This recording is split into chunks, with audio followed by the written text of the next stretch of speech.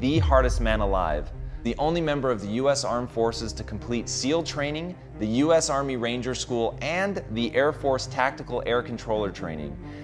I think it is abundantly clear that this man is a self-made beast.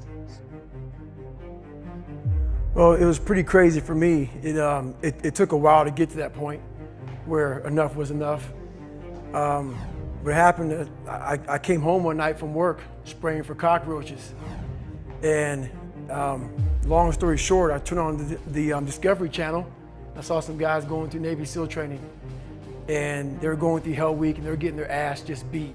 You know, in and out of the water, guys ringing the bell. They were suffering. And I was weighing like 297 pounds. And I had to make a change in my life. You know, I was at an all-time low and I wasn't going anywhere. And I was exactly what everybody said I was gonna be, which was nothing. So I had to make a change. I came from a horrible background. I got called nigger every day of my life growing up, lived in a small town. The Klan headquarters at that time was about 20 minutes from where I lived.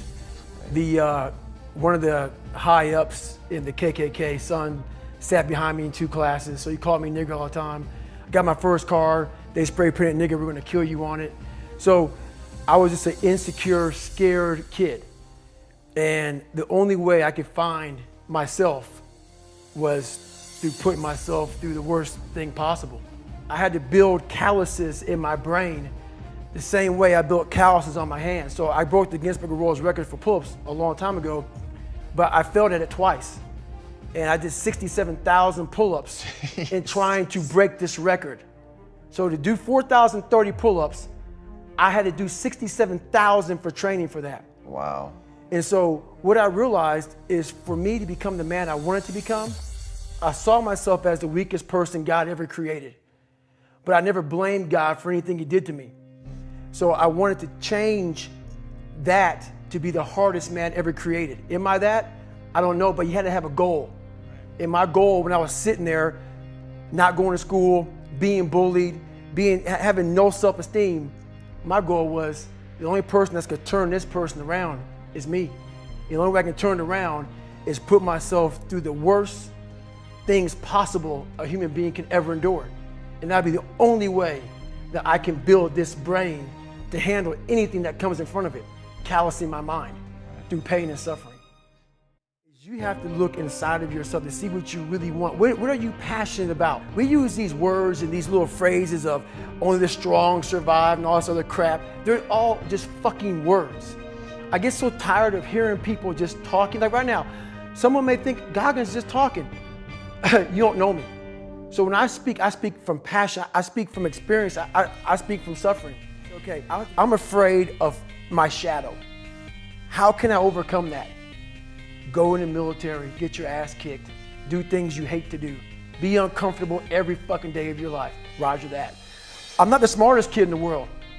Okay. Instead of somebody saying, oh no, you're smart. No, don't say that to yourself. I said to myself, no, I'm a dumb motherfucker. Okay, roger that. How you get smarter? Educate yourself.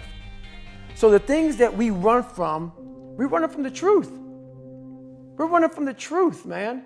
So the only way I became successful was going towards the truth. As painful and as brutal as it is, it changed me. It allowed me to become, in my own right, who I am today. So I said, you know what? I have to Google something that's evil, something very hard.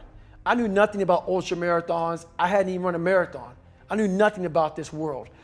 So I Googled the top 10 hardest races in the world. And what comes up is a Badwater 135. It's a 135-mile race through Death Valley in the summertime. So I called the race director up at the race and said, hey, Chris, his name is Chris Kosman, I want to do your race. So we had a long conversation. You know, I was much heavier then, and I hadn't put running shoes on in over a year. How heavy are you at this point? I'm around between 240 to 270. I was a heavy guy. But the long and short of it all was I hadn't put running shoes on in over a year. I was a big-time power lifter. I lifted weights heavy. That's what I did. Right. I got back home from Iraq, went straight to free fall school, and then this happened. So I called Chris Kosman up on a Wednesday. He says, look, man, the only way you can qualify for my race is to run 100 miles at one time in 24 hours or less. There happened to be a race that Saturday, so 4 days later. And he said, if you qualify by running 100 miles or less in 24 hours, I will consider you my race. I'm gonna cut to the chase. I signed up for this race. It was called the San Diego One Day, where you run around a 1 mile track for 24 hours to see how many miles you can get. My goal was 100 miles. So I got to mile 70, and I cleared 70 miles in like 12, 13 hours pretty quickly. But I was done. My feet were broken. I was stress fractures, shin splints, muscles were tearing. I was in bad shape. I was eating Ritz crackers and drinking Mileplex. That's all I had. So I sat down at mile 70, and at this time I was married. And I look at my wife and I was like, I'm messed up bad. So I literally start to turn white. And when a black guy turns white, you're pretty fucked up. So here I am, I'm all fucked up in this chair. I'm at mile 70, they got 30 fucking miles to go. I'm jacked up. I gotta go to the bathroom, and the bathroom's like 20 feet from me, it's a porta potty. I can't get out of the fucking chair. So I'm peeing blood down my leg. Whoa. Pooping up my fucking back, and I got 30 miles to go.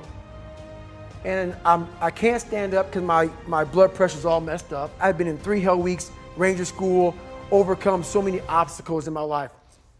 This last 30 miles of this race is when I realized a human being is not so human anymore.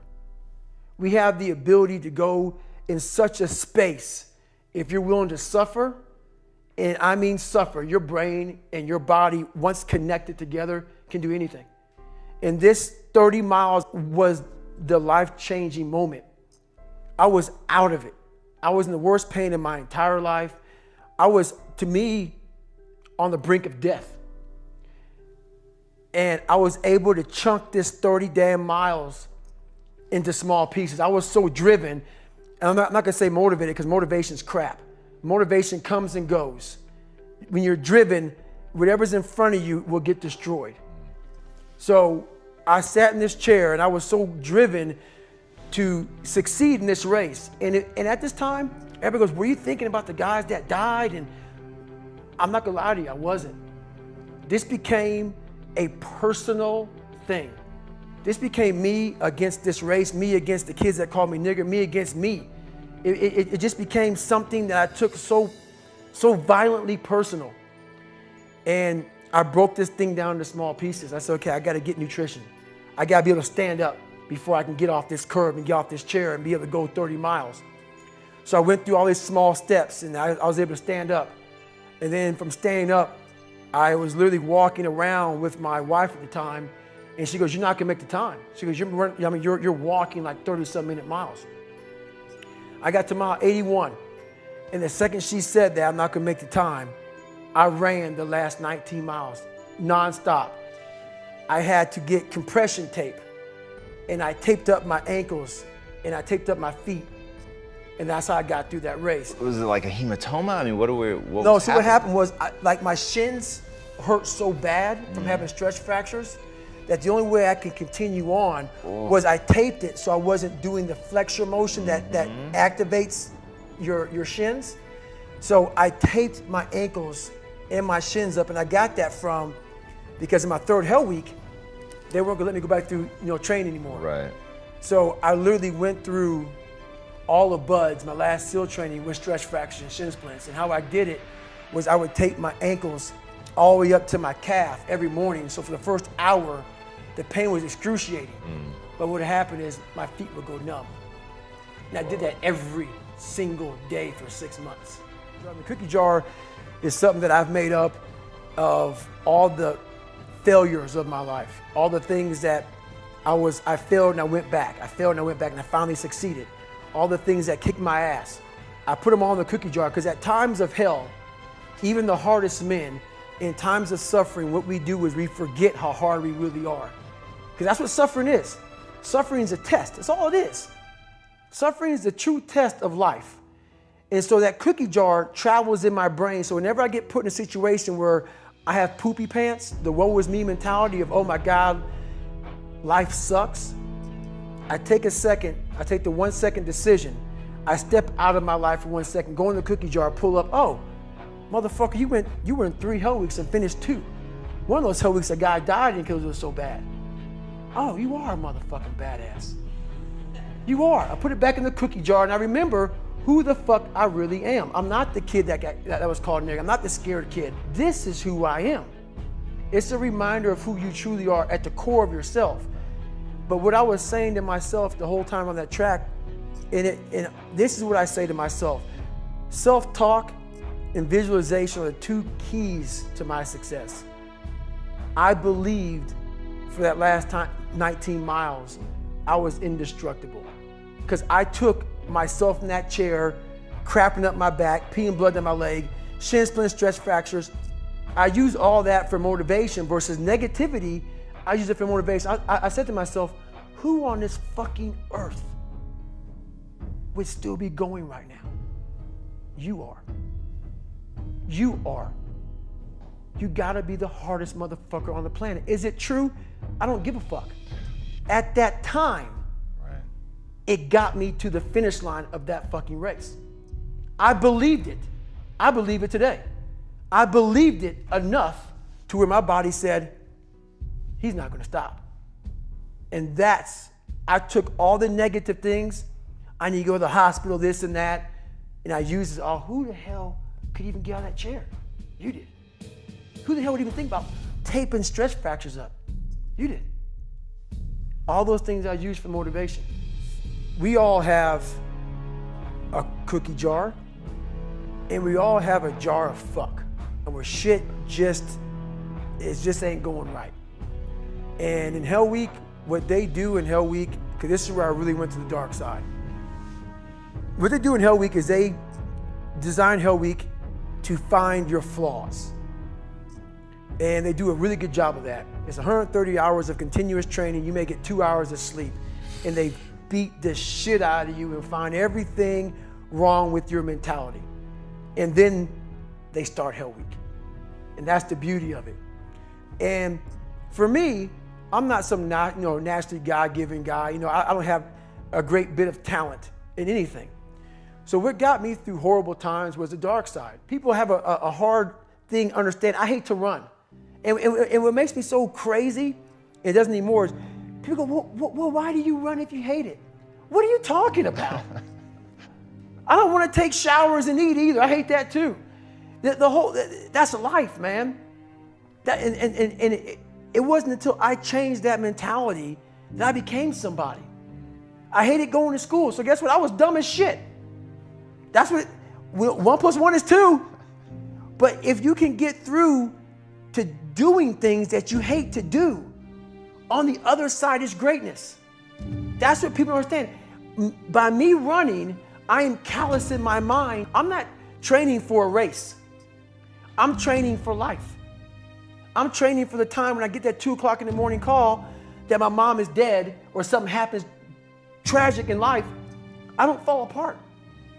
I'm training my mind and my body and my spirit so it's all one, so I can handle what life is going to throw at me. Because the life I've lived, it throws a whole bunch at you. And if you're not physically and mentally prepared for that, you're just going to crumble and you're good for nobody. No matter if you think you're dumb, no matter if you think you're fat, no matter if you are fat, no matter if you've been bullied, or no matter if you just got back from Iraq or Afghanistan and you have no legs or your arms or whatever, man, we all have greatness. You got to find the courage. It's out there, but it's going to take hard work, courage, self-discipline. It's going to take all the non-cognitive skills. All the non-cognitive skills to be great. Smart is good, all this stuff is good. That's all cognitive.